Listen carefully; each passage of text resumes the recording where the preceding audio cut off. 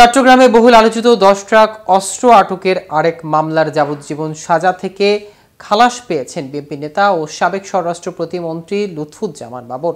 এরপরই নেত্রকোনা আনন্দ মিছিলে ফেটে পড়েছে বিএনপি নেতাকর্মীরা। মূলত 10 ট্রাক অস্ত্র আটকের ঘটনায় দুটি মামলা হয়েছিল, দুটিতে খালাস পেয়েছেন এই সাবেক স্বরাষ্ট্র প্রতিমন্ত্রী। বিষয়টি নিয়ে আরো বিস্তারিত থাকছে আজকের প্রতিবেদনের বাকি অংশে।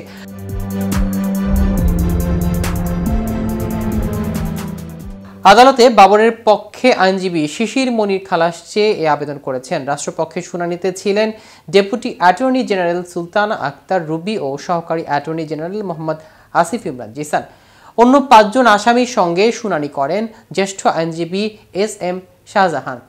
গত 18 ডিসেম্বর বহুল আলোচিত চট্টগ্রামে 10 ট্রাক অস্ত্র চোরাচালানের ঘটনায় করা মামলায় সাবেক স্বরাষ্ট্র প্রতিমন্ত্রী লুৎফুজ্জামান বাবর, মহসিন তালুকদার, এনামুল হক, রাজ্জাকুল হায়দার সহ 6 আসামিকে খালাস দেন হাইকোর্ট।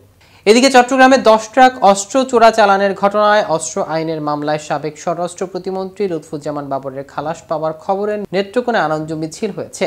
মঙ্গলবার বিকেল থেকে রাত 9টা পর্যন্ত জেলা শহর ছাড়াও লুৎফুজ্জামানের নির্বাচনী এলাকায় নেত্রকোনা 4 আসনে বিভিন্ন এলাকায় নেতাকর্মী ও অনুসারীরা মিছিল করেছে।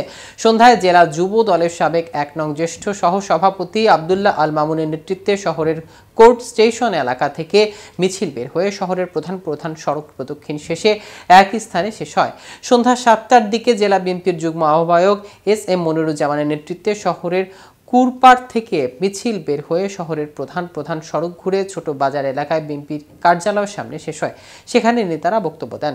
মিছিল শেষে বক্তারা বলেন, লুৎফুজ্জামান বাবর বিএনপির সরকারের সময় সফল স্বরাষ্ট্র প্রতিমন্ত্রী ছিলেন। এই সময় তিনি নির্বাচনী এলাকা ছাড়াও নিজ জেলায় বহু মানুষকে সরকারি চাকরি সহ বিভিন্নভাবে সহযোগিতা করেছেন। তাকে গ্রেনেড হামলায় 10 ট্রাক অস্ত্র সহ বিভিন্ন মিথ্যা মামলা দিয়ে গ্রেফতার করে 10 বছর ধরে কারাগারে রাখা হয়েছে। এসব মামলা থেকে তাদের বেকসুর খালাস দেওয়ার তিনি ন্যায় বিচার পেয়েছেন। প্রসঙ্গত, লুৎফুজ্জামান বাবর 1991 সালে 5ম জাতীয় সংসদ নির্বাচনে স্বতন্ত্র প্রার্থী হিসেবে নেত্রকোনা 4 আসন থেকে সংসদ সদস্য নির্বাচিত হন। এরপর 1996, 2001 সালে 7ম, 8ম জাতীয় সংসদ নির্বাচনে সংসদ সদস্য নির্বাচিত হন। তিনি আজ 10 ট্রাক অস্ত্র মামলার যাবজ্জীবন কারাদণ্ড থেকে খালাস পেয়েছেন। রায়ের পর লুৎফুজ্জামান বাবরের আইনজীবী মোহাম্মদ শিশির মনির বলেন, আদালত বলেছেন আজ একটি অ্যাডভান্স অর্ডার সই করে দেবেন। আমি আশা করি আজই এই আদেশ পৌঁছানো হবে এবং দ্রুত সময়ের মধ্যে তিনি জেল থেকে মুক্তি পাবেন। বাবর কেরানীগঞ্জ কারাগারে আছেন। দর্শক, আজ এ পর্যন্তই। ভিডিওটি সম্পর্কে আপনাদের কোনো মতামত থাকলে আমাদের কমেন্ট করে জানতে পারেন। সাথে নিয়মিত ইনফরমেটিভ ভিডিও পেতে কেটিভি নিউজ 24 এর সাথে থাকুন। ধন্যবাদ সবাইকে।